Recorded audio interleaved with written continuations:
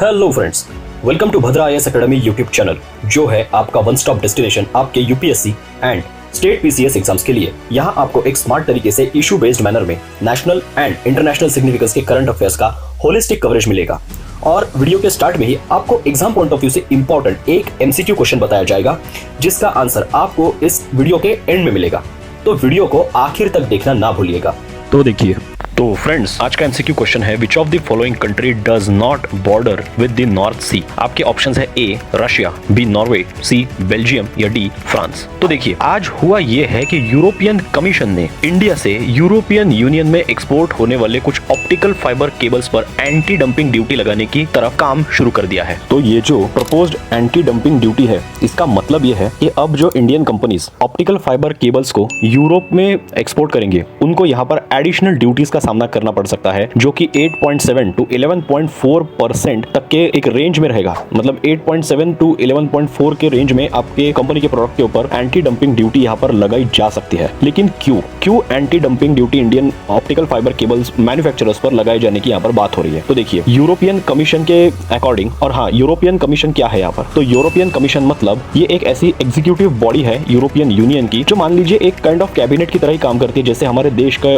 Cabinet काम करता है, यूनियन कैबिनेट, उसी तरह से ये जो यूरोपियन कमीशन है या यूरोपियन यूनियन है, एक्चुअली इसके जो मेंबर कंट्रीज है, उनका मिला के एक मिनिस्टेरियल बॉडी यहाँ पर बनती है, और वो एग्जीक्यूटिव बॉडी की तरह काम करती है। और ये इस तरह के सारे डिसीजंस, सिक्योरिटी से लेकर के ऐसे भी इकोनॉमिक इंटरेस्ट के डिसीजंस वो लेते हैं। तो बस उसी यूरोपियन कमीशन ने यहाँ पर पिछले 6 महीनों में इंडियन ऑप्टिकल फाइबर केबल के जो मैन्युफैक्चरर्स है, उनको इन्वेस्टिगेट किया, और उन्होंने एक यहाँ पर डंपिंग का उनको सस्पिक्शन आया। डंपिंग मतलब कि देखिए, होता क्या है, एंटी डंपिंग या फिर डंपिंग एक क्या टर्मिनोलॉजी है? तो एक्चुअली दो सिनेरियो एग्जिस्ट करते हैं। होता यह है कि जब कोई प्रोडक्ट, मतलब मान लीजिए जैसे इंडिया का जो ऑप्टिकल फाइबर केबल है, ये यहाँ इंडिया में मान लीजिए उसकी जो प्रोडक्शन कॉस्ट है वो है 450 रुपीज, और आप उसको यूरोपियन यूनियन में मान लीजिए 420 या 400 रुपीज में ही सेल कर रहे हैं। तो आपने क्या किया? आपने आपकी जो प्रोडक्शन कॉस्ट है उससे भी कम रेट में उसको वहां पर बेचा है। और सेकंड सिनेरियो ये है कि आपने जो आपके डोमेस्टिक मार्केट में मान लीजिए वही ऑप्टिकल फाइबर केबल जो 450 रुपीज का यहाँ मैन्युफैक्चर हो रहा है और 600 रुपीज में इंडियन मार्केट्स में बिक रहा है, तो अब आपने उसको 520-530 रुपीज में यूरोपियन यूनियन में बेचना शुरू कर दिया। इसकी वजह से हुआ यह है कि आपने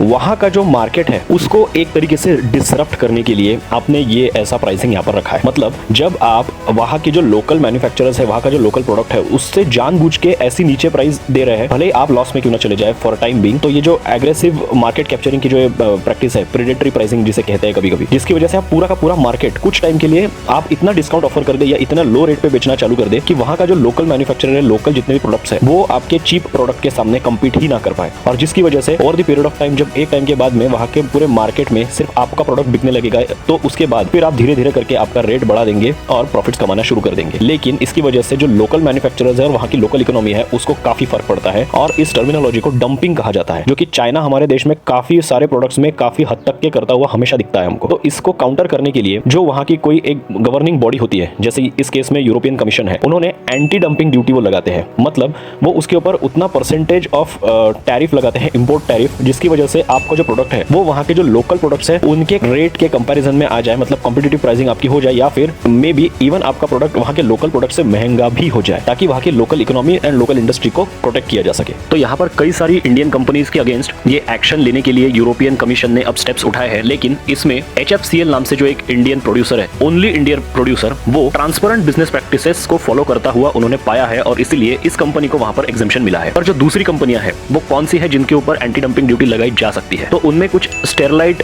technologies, Birla cables, universal cables, और उसके बाद में एबरडेयर टेक्नोलॉजीज, पॉलीकैब इंडिया, इनके जैसी जो कुछ कंपनीज है उनके ऊपर 9.9% की पेनल्टी लगाई जा सकती है, ऐसा यूरोपियन कमीशन का कहना है। लेकिन इसमें से, जैसे कि मैंने पहले ही कहा, HFCL जो एक कंपनी है, जो एक मेजर प्लेयर भी है, वो फेयर ट्रेड प्रैक्टिसेस को फॉलो करता हुआ दिखने के कारण उसको यहाँ पर उन्होंने एग्जेम्पशन दिया है। और अब इससे क्या होगा? ये जो इंपैक्ट आएगा इस एंटी डंपिंग ड्यूटी का, भले ये एंटी डंपिंग ड्यूटी का जो फिलहाल रेट है और एक जो लिस्ट है, ये फाइनल नहीं है, इसके ऊपर फर्दर इन्वेस्टिगेशन और further consultation and legal proceedings होने वाली है यूरोपियन कमीशन में, जिसमें इन कंपनीज को एक फेयर ट्रायल का वगैरह भी चांस मिलेगा, ऐसा कहा जा रहा है। तो ये नेक्स्ट 6 मंथ्स में चलेगा। लेकिन अगर ये पास हो जाता है तो होता क्या है? तो होता यह है कि उसके बाद में जो इंडियन प्रोडक्ट्स है वो उस मार्केट मार्केट में लेस कॉम्पिटिटिव हो जाएंगे, महंगे में बिकने लगेंगे, जिसकी वजह से इनको वो जो वहां पर कॉम्पिटिटिव एज मिलता है अपनी प्राइसिंग की वजह से, वो मिलना बंद हो जाएगा। और इसकी वजह से जो इंडियन बिजनेस है ये, स्पेशली ऑप्टिकल फाइबर केबल्स का बिजनेस, जो कि एक्सपोर्ट हमारा बड़ा सेक्टर है उसमें, तो वो वहां पर काफी बड़े लिमिट तक के हिट करता हुआ हमें दिख सकता है। ईयर 2024 में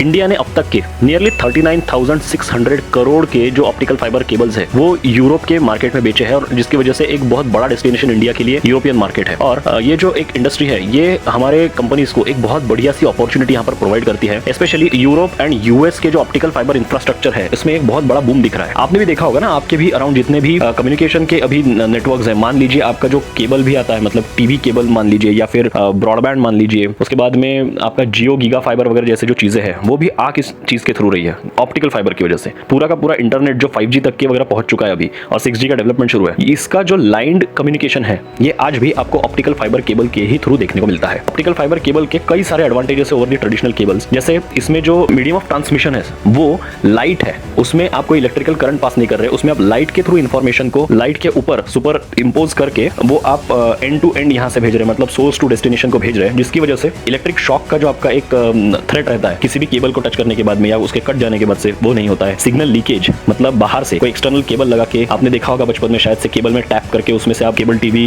कोई लोग लेते थे और वो बिना केबल का बिल दिए होता था। जैसे इवन आजकल बिजली चोरी भी जो होती है, जो आपकी ट्रांसमिशन लाइन जा रही है उसके ऊपर से आप टैप करके उसको ले लेते हैं, और उसकी वजह से काफी हद तक के केबल की चोरी या फिर बिजली की चोरी यहाँ पर होती है। तो ऐसा ही यही सारे सिनेरियोस को अवॉइड करने के लिए ऑप्टिकल फाइबर केबल एक बहुत ही कारीगर मीडियम ऑफ कम्युनिकेशन है, जिसमें इवन इलेक्ट्रिक शॉक नहीं लगता है। वो बहुत ही कम डायमीटर में, मतलब हेयर लाइक थिन स्ट्रक्चर में एक ऑप्टिकल फाइबर केबल आ जाता है। उसका लाइट वेट होता है, वो काफी फ्लेक्सिबल होता है, ड्यूरेबिलिटी अच्छी होती है। ये कई सारे एडवांटेजेस है ऑप्टिकल फाइबर केबल के ओवर द ट्रेडिशनल केबल्स। तो ऐसा आज का हमारा ओवरऑल डिस्कशन रहा है। होपफुली आपको आज का हमारा वीडियो पसंद आया होगा। और आज के एमसीक्यू क्वेश्चन का आंसर अब देख लेते हैं। आज के एमसीक्यू क्वेश्चन का आंसर है आंसर नंबर ए, रशिया। और ऐसे ही interesting and very very important videos for the exam point of view को देखते रहने के लिए आप हमारे भद्रा IAS अकेडमी के यूट्यूब चैनल को सब्सक्राइब करना ना भूलिएगा।